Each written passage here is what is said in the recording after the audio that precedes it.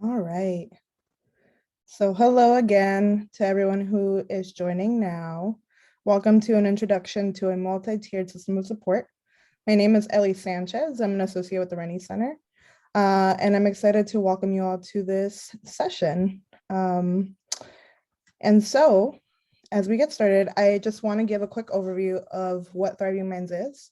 And Thriving Minds is an initiative that it was created in partnership with DESE. To help educators build a comprehensive school mental health system. And the way we go about helping educators create the system is by providing a series of professional development opportunities to discuss the components of a comprehensive school mental health system. And we make strides to make sure that all of these components are discussed with an eye towards racial equity lens. We also are trying to support educators by providing learning cohort opportunities for districts and schools who want to go deeper in their systems building. And so that will be happening as well through Thriving Minds. And lastly, DESE is providing a grant opportunity for folks who want more support with implementation. And so this will help with coaching and will help districts and schools partner with Thriving Minds as well as other providers as well. So I believe the application is live now and the deadline is on November 18th. So good luck to all of you who are applying. And in addition to DESE, our partners include the Rennie Center, the MA School Mental Health Consortium, which is run by John Crocker out of Methuen. John can't join us today, but you will see him in future sessions. And then with us today, co-running the session is BRYT, Bridge for Youth, for Resilient Youth in Transition, out of the Brookline Center for Community Mental Health. And we'll hear a little bit more from them a little later. And our agenda for today, we're largely talking about MTSS all the way. So why MTSS? What is an MTSS? What are the different components? What does it entail? And most importantly, how can you introduce the system to your own local context? So then we'll go through that and then we'll wrap up, and we will also have time for question and answers, hopefully.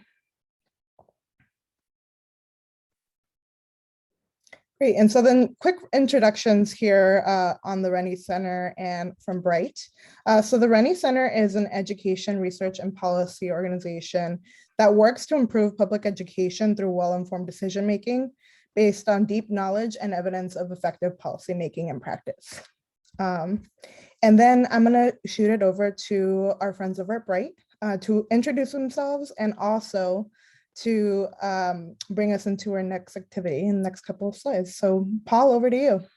Great, hi everyone. I'm Paul Reedermus from BRYT. I believe my teammates, Courtney Tucker and Sarah Nemitz may be on the call, although I can't totally see, but I'll be doing, I think, most of BRYT's part just in today's session. So yeah, very, very happy to be here with you all. I think many folks may know mostly what our team does is help schools implement what we call the BRYT intervention, so an intensive intervention for kids in schools who have been challenged by significant mental health issues and their families. And also we just feel super grateful to be working together with the Rennie Center and with Mass School Mental Health Consortium on the Thriving Minds initiative. In light of, we also do some wider professional development beyond the BRYT intervention, and that's an example of this work. So just again, very, very grateful and thankful to you all for joining us. And I think you'll also see today's session is probably a little more didactic, a little more presentation-y than some of the sessions that we lead. It's intentionally that by nature. We wanted to be brief and give you some things to think about in the course of an hour. So there will be a couple opportunities for interaction, but we won't be doing any small group work today, which I know many of us often do in many of our PD series. So, but just super, super happy to be with you all. Yeah, Laura, I don't know if you want to advance. Yeah. So we want to just start by making a connection. So as Ellie shared, Thriving Minds overall is about kind of helping us all to think about what does it mean to be moving toward comprehensive school mental health systems in our state, in Massachusetts. And that is such an incredibly interesting question for me. This was not a question we were asking 12 years ago when I was a principal. It's not a question we were asking 8 years ago when I was working, sort of at the district level. I really feel like it's been in the last few years that we've begun to think about how to frame just this question of what is a school mental health, a comprehensive school mental health system. And so I'm actually going to go quiet in a moment and just give you all a couple seconds to reflect, maybe jot down some bullet points, but also feel free to put thoughts in the chat. When you think about this just idea of a comprehensive school mental health system, the question, what would that be like for students? What in your thinking, what would students experience in a school with a comprehensive mental health system? So feel free to jot down for yourself, but also we'd love to hear any thoughts in the chat that you have about this.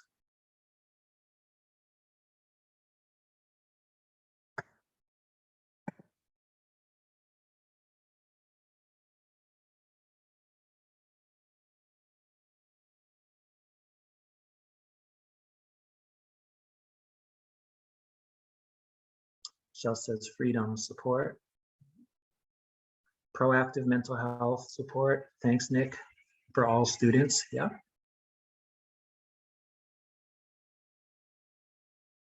Safe adults. Yeah. Students would feel held and cared for. Yeah. Thanks. Great thoughts in the chat. Yeah. Yeah, Teresa, thank you. Ongoing support, timely intervention, targeted mental health clinical intervention. Really important. Designated safe spaces. Yeah, safety, connectedness, belonging. I love both like the broad kind of what are the feelings parts of it, and then also like what are the specific experiences.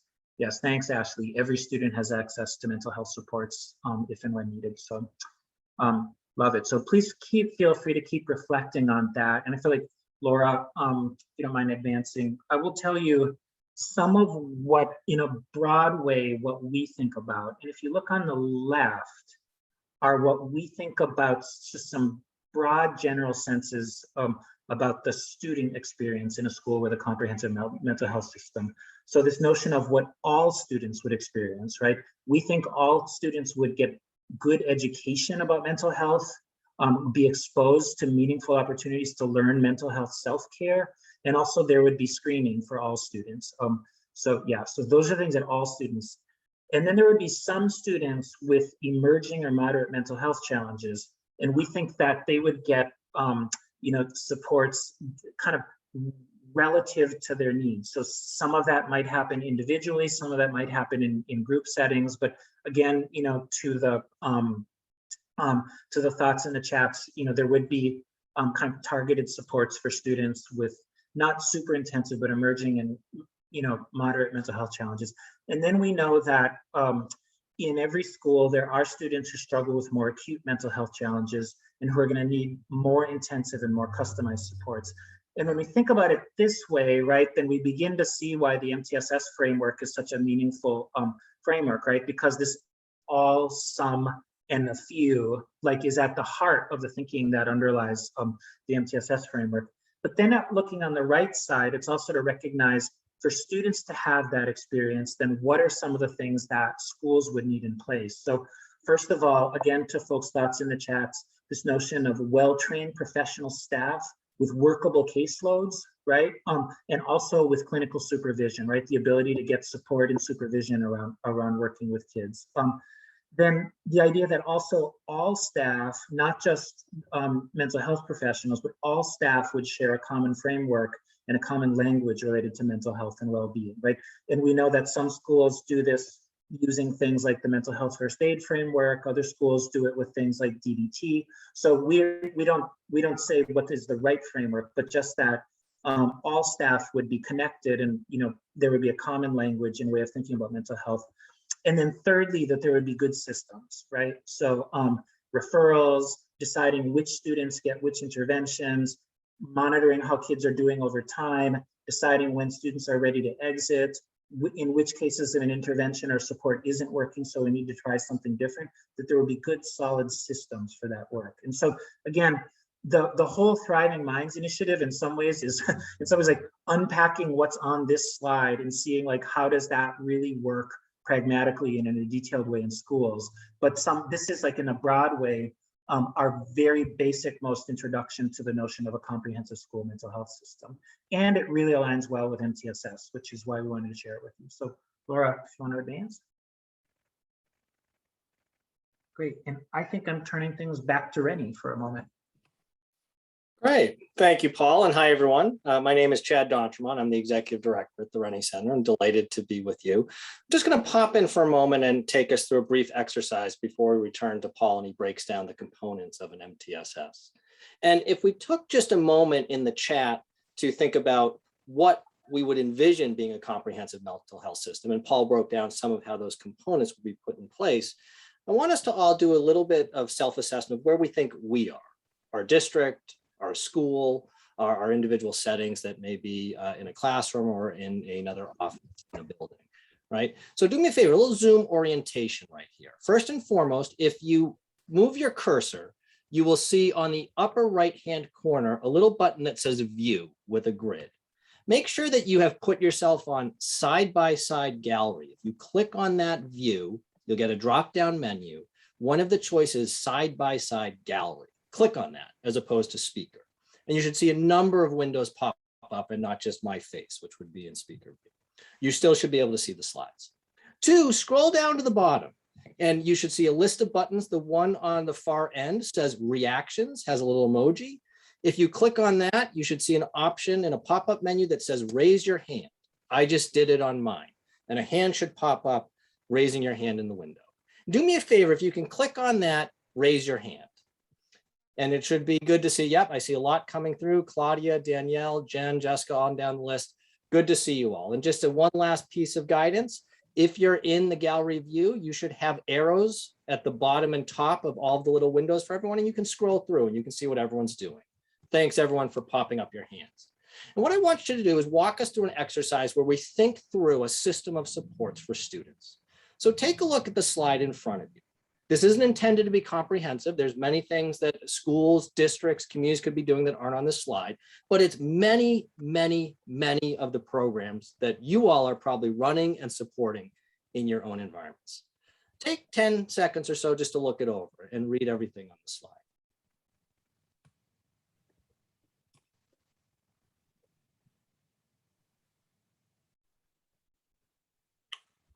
Okay.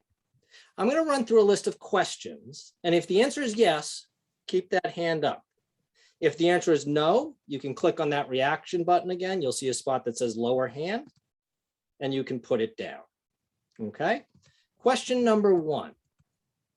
If your school or district runs 3 or more of these programs, keep your hand up. Paul, do you see any going down or most of those hands staying up? I haven't seen any drop, but I'm only seeing some people. So, yeah. Right. If you run 5 or more of these programs, keep your hand up. If you run 10 or more of these programs, keep your hand up. Okay, from what I can see, most of the hands, some are up, some have gone down, but giving us indication we're running between 5, 10, and sometimes more than that programs. Here they get a little trickier, right? Now, if you have a system in place to regularly share and provide information on all of these programs that you're running to your students and families, keep your hand up.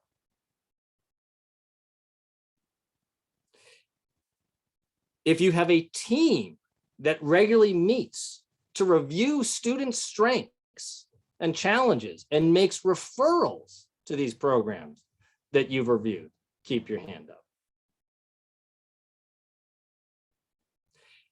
Here's the big one.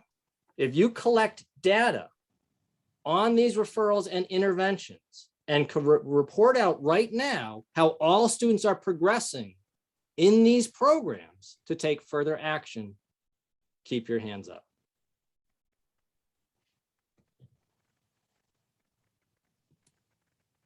And the last one. My assumption is many of you have joined this webinar because you're invested in this work.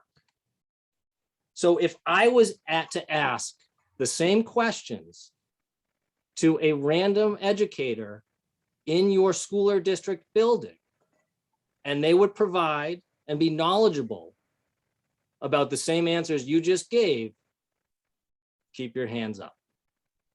Random person in your school or district building could answer all these questions the same way. Well, let me make a couple reflections. One, which often happens when we do this exercise, a number of hands dropped. And that's totally fine and understandable. That's where we are as a field, and it should be seen as an opportunity to move our work forward. Two, a number of you kept your hands up the whole time, and you can feel free to drop them now. And that's great. That's a tremendous strength. That means we have a network in this state of people doing good work that have a fully developed system that we can draw on and learn from one another as we move this work forward. And that's part of the goal of Thriving Minds, because Laura, if you advance the slide, really when we talk about an MTSS, what we want to move from is the slide that you just saw that had all of that stuff, which we in-house call the chaos slide, and move it into a system of support where all of those things we are doing isn't just a bunch of stuff, but it's an organized approach where knowledge is shared, data is collected, that is connected to students and their families, and we're able to track progress over time in order to get the outcomes we want to achieve. It's not about changing or introducing a whole bunch of new initiatives or programs. It's about creating a framework that organizes it in such a way that it's efficient and effective as possible, with an eye towards making sure that it's also equitable in how it serves all students. Ultimately, Laura, if we advance the slide, when we talk about an MTSS, when we talk about shifting from a chaos of stuff to a system that supports all students across all domains in all settings, what we're really talking about is providing a way of thinking about and understanding school and how we want to improve it. We have a system that everyone understands and can be engaged in together to do this work. One last advancement, Laura. And so today, as I hand off to Paul, what we want to do is take this general notion, those big questions we just asked you, of getting from the stuff to the system by breaking down the key components of an MTSS. So you have a framework that is popular and successful in schools today, that helps us understand how to drive our improvement processes, and does so by linking traditional school activities like academics to a more public health informed approach that uses a three-tier perspective. So please keep this in mind as we move forward. And with that, I'll hand off to Paul and he'll get into the nitty-gritty. Thanks, Chad. And yeah, and I'm going to go into a little bit of a fast mode just to give you all a chance to kind of see some things and respond to them. So you're going to hear me say something. You're going to hear me say a little bit later, MTSS is not tiered supports and services. But in fact, you're hearing me say at the core of MTSS is a tiered system of supports and services. And it's a really important distinction, and you'll see why later. So MTSS is a broader system that makes highly effective supports and services available for kids. So that's the first thing that we want to say. But we think it's important to start with the tiered supports and services. So yeah. So with that said, first of all, any MTSS system needs to be customized to the specific school that it's in. Different schools in the same district may be very similar, but different schools are also, every individual school is really different from each other. So, so one school's effective set of supports and services may have a lot in common with another school's, but they're going to be different, and it really needs to be customized. And then secondly, for us, we really want to emphasize what distinguishes the tiers for us is not how the intervention is delivered or, you know, kind of like qualifiers or other things. For us, we believe it's really intensity. So the distinction between tier 1, we see as universal for all students. So we call that core. Tier 2, we think of as supplemental, more intensive than the universal supports that all students get. Tier 2 doesn't replace Tier 1, but it supplements, right? So we think of core plus more or supplemental supports. And then Tier 3, we think of as the most intensive supports that a small number of students who are at a highest point of need get. And again, Tier 3 doesn't replace Tier 1 and Tier 2, but it needs to be built up on top of the Tier 1 and Tier 2 supports. So we think about the notion of core plus more as the distinction in terms of tiered supports and services. Yep, can advance. This comes, if you could go back, Laura. This is a version of MTSS that our partner John Crocker from Massachusetts School Mental Health Consortium has brought. It's one vision of what a fully comprehensive set of services looks like. If you look at it, the way it's broken out here is by social and emotional supports, by academic supports, and by behavioral supports. So that's one way of thinking about MTSS. We don't think that there's any right way of making these distinctions, but we think we want to recognize that there are different ways of looking at it. So Laura, if you advance, we can see next the way that our state agency looks at MTSS, and they use a framework of a house rather than a triangle. But again, the notion of universal, they say targeted and intensive. We say universal, supplemental, and intensive. And also this notion of integrated, if you see the academic, the behavioral, the social emotional, that's has some things really in common with the version that you just saw from John. It's a little bit different from how we in BRYT think about it, but definitely like we're all in the same ballpark. So just want to recognize there are people of goodwill can differ on the particulars here. And then just beginning to move into thinking about the mental health components here. So you may see here some things that are pretty common with that slide I showed earlier about the kind of what kids get or experience in a school with comprehensive mental health supports. So this notion of Tier 1 as universal, educational and screening involved, thinking about social emotional learning as a core component for all kids, mental health literacy or mental health kind of hygiene, I guess. Then thinking about Tier 2 again as students with emerging or moderate mental health challenges.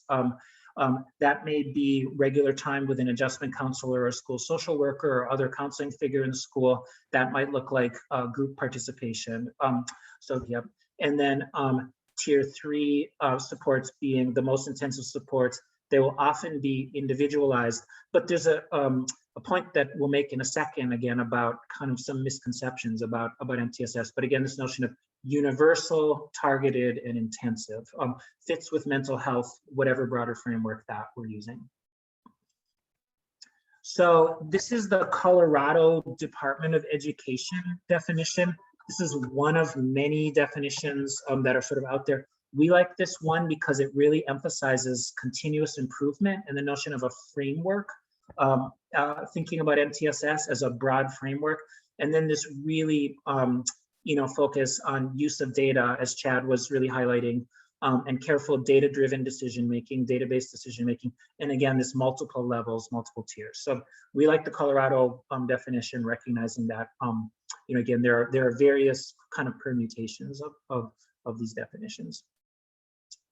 So I want to share with you some things that I have learned the hard way over the years. I will tell you, having worked in education, for quite a while now in Massachusetts, I have gone through a pretty significant set of misconceptions. So the first one is just what I was saying earlier, the idea that MTSS is just tiered interventions. So tiered interventions, as we said, are at the heart or the core of MTSS, but in fact, it's a broader framework, and we're going to kind of blow out that framework shortly.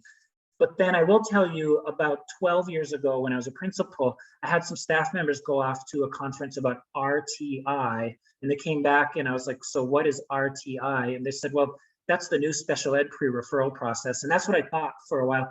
And the challenge is that's quite opposite, right? So RTI, or ultimately MTSS, was used to kind of say, we don't necessarily need to rush every student to a special education evaluation. We really want to think about what are the supports we can set up at different levels of intensity so that we can identify what students need, but it's not RTI is not meant, or MTSS is not meant as sort of like, this is the way we get kids into special education. So, and then I also had a conception for a while there that a leader that I worked with brought, who sort of said, tier 1 was teaching, tier 3 was special education, and tier 2 was everything that wasn't teaching or special education. So that was, confusing again. So these are the honest, true, like Paul misconceptions about MTSS. And then a couple others, I think this is important. Really want to say, I think there can be a sense that to kind of simplify and say tier 1 is whole group, tier 2 is small group, and tier 3 is individual. I just want to say that framework doesn't really work, right? Because, for example, one of the most important interventions at tier 1 is when a teacher in a classroom helps an individual child for a few minutes so they can master a concept. That's an individually delivered intervention, right? A teacher working with an individual child in a classroom. That's not a tier 3 intervention, right? So it's not whether it's delivered individually, it's the intensity at which it's delivered.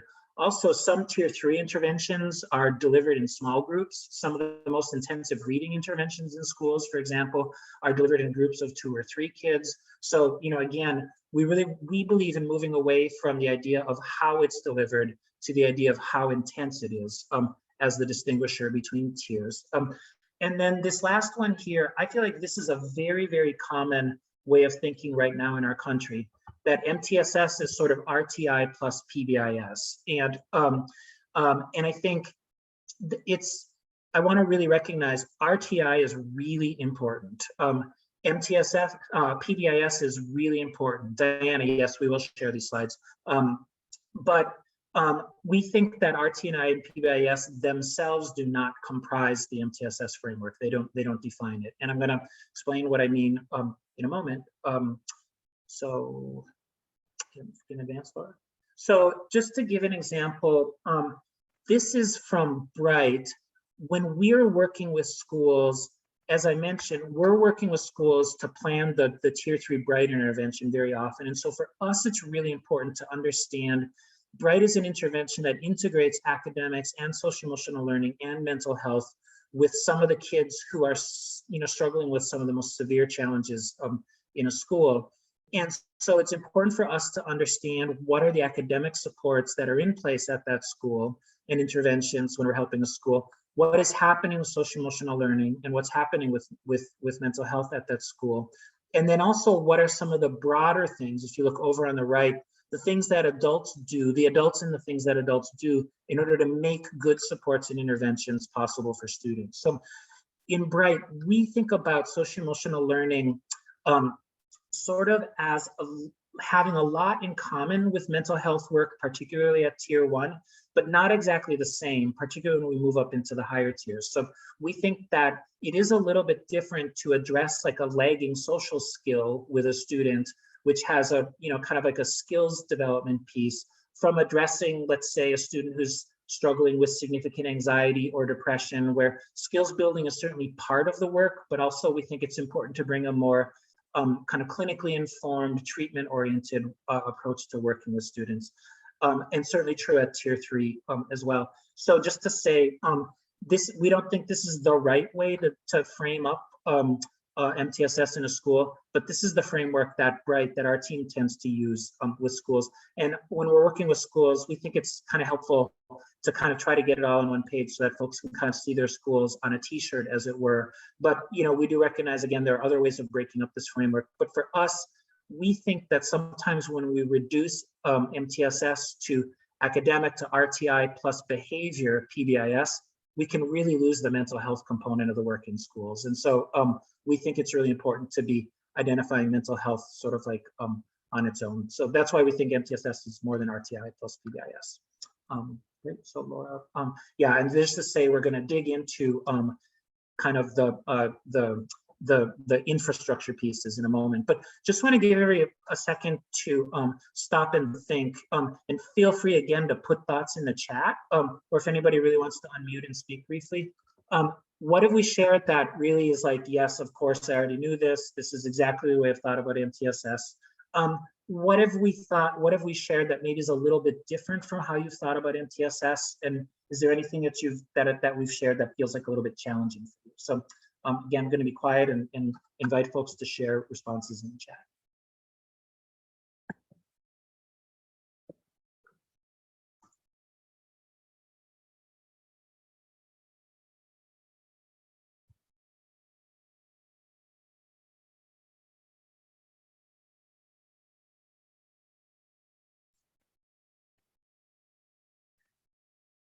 So Mary, great question. We think that some tier 3 supports are delivered through a general education approach. So BRYT, for example, we talk about as a tier 3 an intensive intervention for kids with and without disabilities, but it's a general education intervention. But we also think some intensive services are delivered through special education. So again, we don't think so much about it as whether it's delivered through special education or not as the distinguisher about tiers of supports. We think, you know, again, it's how intensive it is. So yeah, thanks. And then appreciating the different thoughts here, both the alignment and then the different pieces that folks are sharing.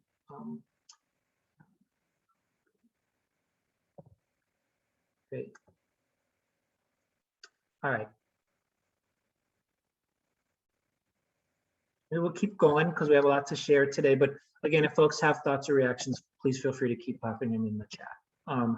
So yeah, and Julianne, yes, keeping the pieces straight is really, it's a piece. That's why sometimes we find that putting it all on a simple map can really help, you know, so that we can begin to see, like, instead of that chaos slide that Chad showed, we can begin to see like how does it all line up with each other.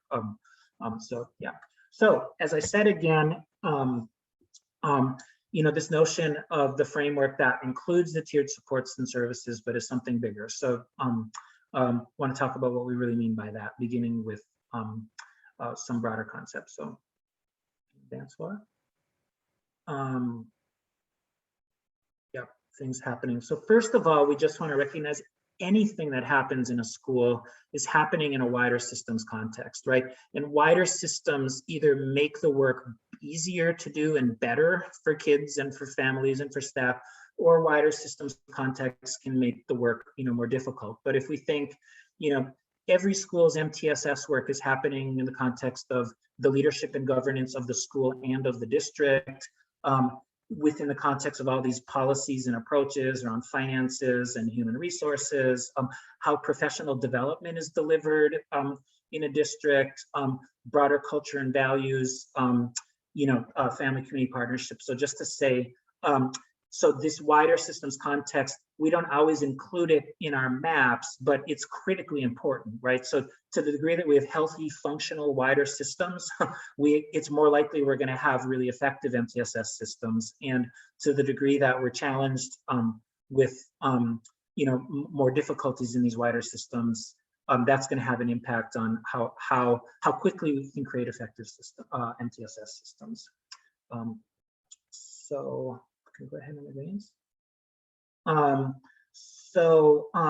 Just then want to talk about this notion of infrastructure, getting a little bit more specific to the MTSS framework. So honestly, kids can't get good supports and interventions unless adults are well organized and equipped to provide those interventions, right? So both like the people, meaning the people doing the work directly with kids, as well as leaders and partnerships, like those are all critical to creating the context, creating good supports and interventions for kids. And we think in particular, the student support team or its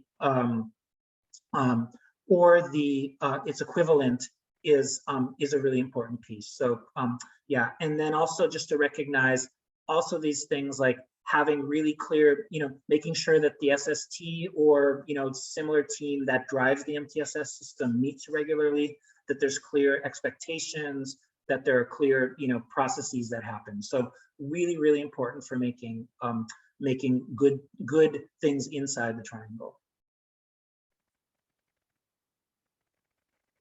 And so important for us that, you know, we just really want to recognize, you know, again, that the MTSS is really driven by the team, right? The school level team that needs to be, you know, like really well organized. So, and these are some of the components of that organization. I think we can advance for. Yeah, and so, and then just to recognize that also the critical nature of data, you know, again, as Chad said, we really need to think about what information are we gathering. Some data is going to be qualitative, some is going to be quantitative. They're both like really critical, but that the systemic use of the data and information available to us is what allows for kids to get the right intervention, and also for us to really be able to understand, is the intervention making a difference for a student and how? And also to understand at the broader level, is our integrated set of interventions, what's in our triangle, is it working for our school as a whole? Is it working for kids and families as a whole? So wider systems context, infrastructure, data, right? So this is an analogy, I guess, that we've been using, or a metaphor. If we think about MTSS as the whole car, that team is the motor and data is the fuel. That makes that effective work possible with kids. So, and then, oh great, Mary, I'm noting your question. We'll come to it in a moment. So if you could hold the question, then that would be great. So, so just to say, we think about student support teams or the equivalent, and there are different ways of structuring and organizing these teams. And Mary's question, I think, is really important in that regard. But just to think, there's both thinking about the work of individual students, right?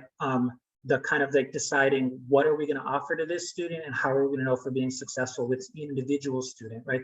But then secondly, as we learn about our students as a whole from our work of connecting them with interventions and tracing their progress, what does that tell us about how we need to invest our resources? How do we use our professional development time? How do we connect this work of student support with other teams and structures within the school? Great. So this is kind of a simple, when we think about individual kids, just this notion about a cycle, right? So we really set up our tiered interventions, but then we use data to make decisions about which kids are referred, which interventions kids who are referred get, and then how we determine what to do as we learn about whether we're being effective with a student or not.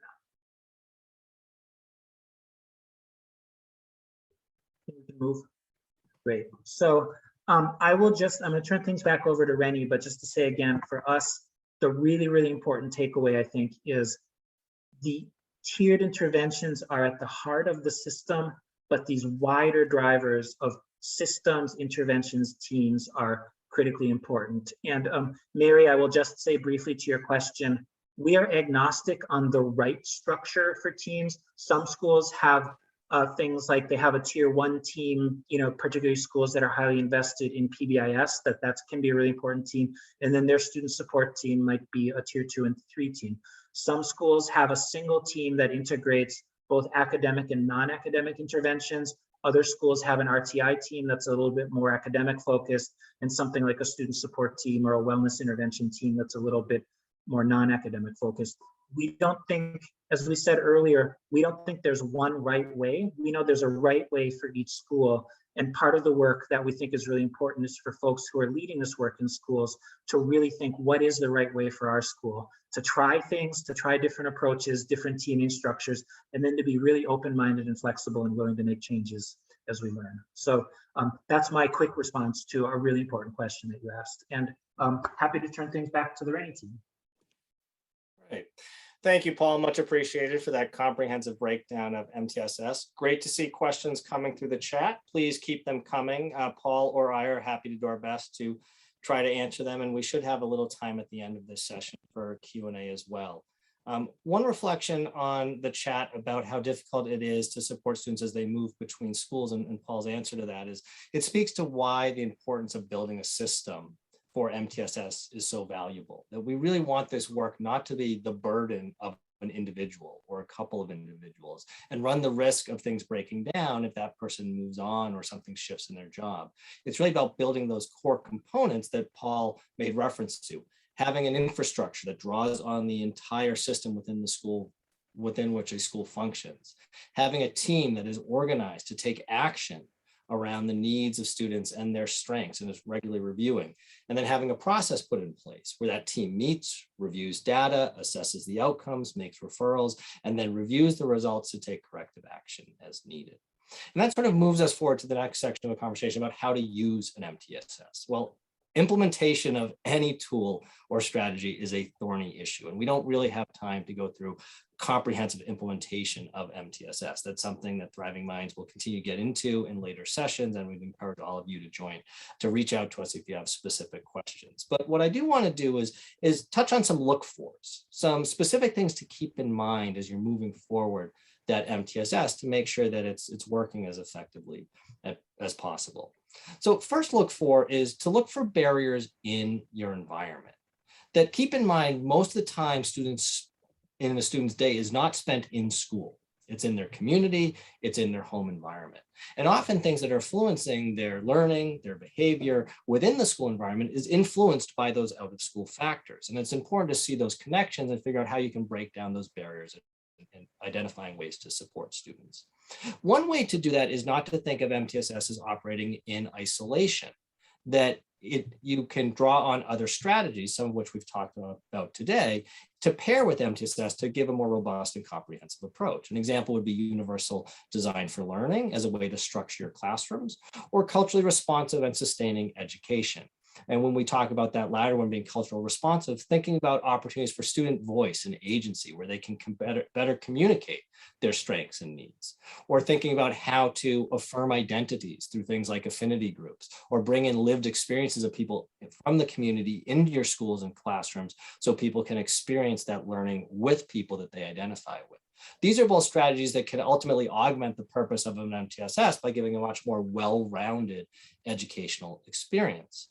And to go even further, if you find yourself struggling to make progress on some of the interventions or programs that are featured through an MTSS, it's good to go to the community. Recognize that there are often other forms of support beyond the schoolhouse doors that students and families rely on that you can partner with, again, to break down those barriers and making sure that every individual student's strengths and needs are fully understood and being addressed. Laura, if we move forward. The other thing, though, another look for, though, is to remain attentive to implicit bias. When I say that there are factors in a student's community or home environment that may influence their learning, their behavior, what they bring to the school, we don't want to use that to stigmatize them or stereotype them or have preconceived notions or expectations of what they might do in a schoolhouse setting. So it's important that as adults, we interrogate our understanding of our students and constantly challenge to make sure that we're approaching every student with an open mind and a willingness to learn about their background and their lived experiences they bring into the school environment. Some key questions to ask to interrogate implicit bias would be to pay attention to which students are getting referred to additional services. Are there actual distinctions by race, by class, by gender that should be noted, and by any other identity that should be noted and taken into account if you see discrepancies in the referral making process? Also, it's important to say, as those referrals are happening, why are educators making them? What are the decisions based on? Are they taking into account, perhaps inappropriately, the way students present themselves, how they speak, how they act? And is that something where additional professional support and training to educators in the building might lend themselves to better understand differences that students may be bringing to the classroom than the adults in the building are familiar with? And ultimately, understanding that different cultures, backgrounds, lived experiences lead to different expectations around decision-making and behavior. And that should be understood and factored into the referral making process. All of these are key questions to ask yourself in going through our referral process and MTSS, and great places to provide additional professional support and training. It is really important for all adults in the system to say we're all learning and make mistakes when it comes to implicit bias, and creating a space where people can grow and improve is an important frame for getting into this work, rather than having it feel accusatory, or as if people are doing something wrong. Laura, if you want to advance. And one way to support that training and professional support is to engage families consistently. Families in the community that actually know their students best are great resources for informing decision-making and providing new and additional insights to students' strengths and challenges. Obviously we know that engagement between the school and the family is a critical component, and it's a formal process of IEP placement. Think about extending that to all students in your schoolhouse building and having that same connection with families, so they're informing the learning plan that is being provided to the children in their care.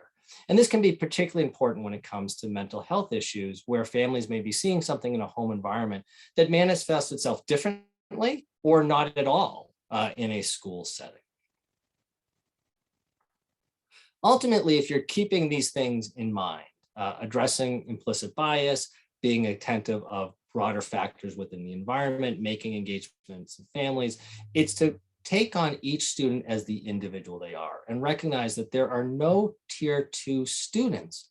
There are only tier 2 supports. One of the things that an MTSS should make clear is that students progress at different rates and across all developmental domains. If we think about the breakdown that Paul's provided, academic, SEL, and mental health, just using that as an example, you may have a student who is tier 1 in academic, tier 3 in SEL, and tier 2 in mental health. And you want to have a system that's flexible and fluid enough to meet the students where their individual strengths and challenges are with tailored support, and not necessarily treat them as if they are one category of intervention based on a very specific manifestation in one learning domain. To say that again without some jargon, just because a student might be identified for tier 3 in a specific area, say mental health, they shouldn't be classified as a tier 3 student, right? It's providing interventions to them based on what their needs are in that particular domain.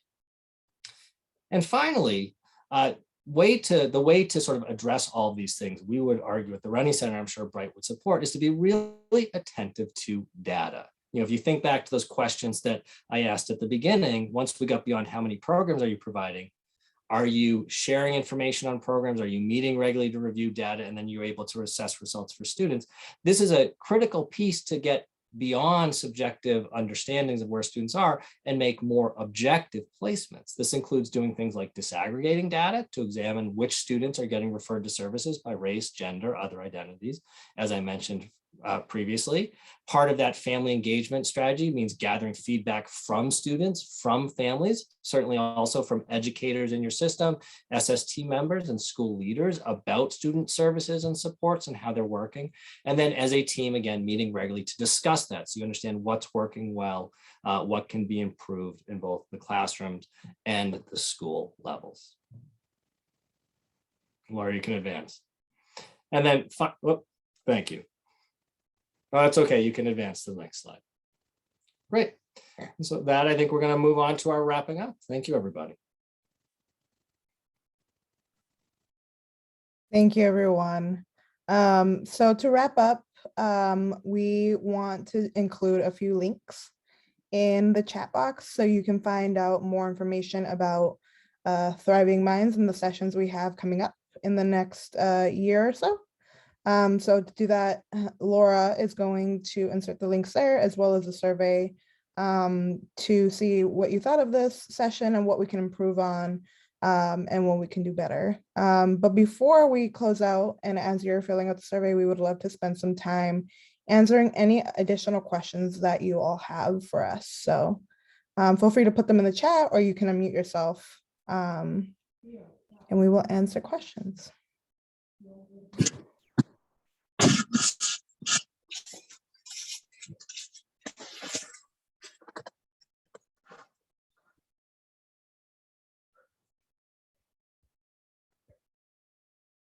And if you don't have any questions, thank you so much for joining us. We really appreciate you spending your time with us. And we hope this is a good start for you all to start your own multi-tiered system of support at your school or district. Yeah, and maybe just to add, we'll be happy to have folks join us going forward, and really the different kind of PD streams for Thriving Minds are really like taking this session and really blowing it out and really having the time to really think it through at the individual school and district level. So excited for all who want to join us in that journey.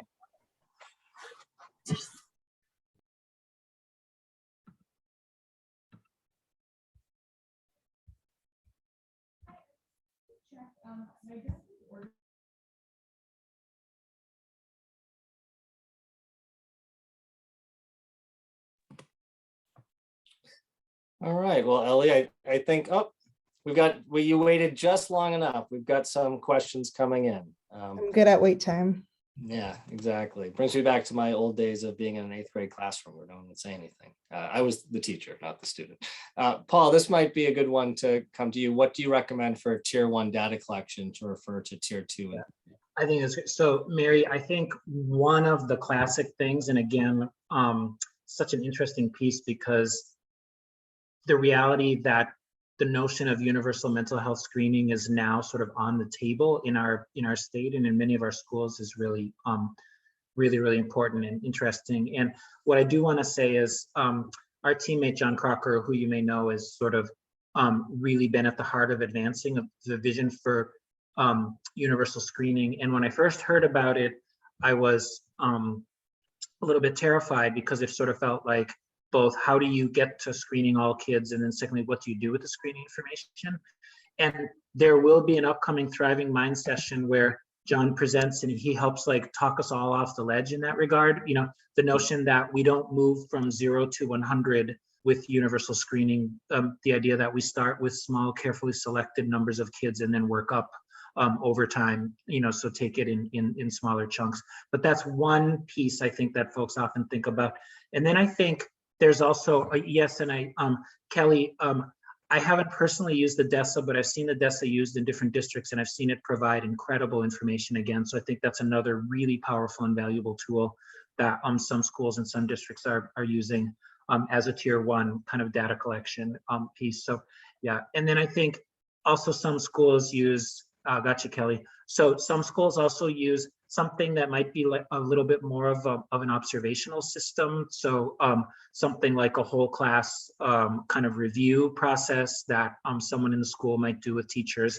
So I think there are sort of, you know, different ways in, and that I think is on the kind of mental health and SEL sort of side of the spectrum. As we know, schools use all sorts of assessment tools and strategies for the academic side of MTSS. But those are a few examples that I can think of. And again, I really would recommend, if you're interested in thinking about kind of tier 1 mental health assessment, soon there will be a session that John will lead on universal screening. And I think that's just a really helpful session. And yes, Jen, the slides will definitely be accessible. Yep, Ellie, go ahead. Yeah, the slides are going to be accessible. The recording will also be accessible. I am going to stop recording, even if I know there are a few questions still on, but I am going to stop recording, and we still have a few more minutes, so we're happy to answer more questions as well.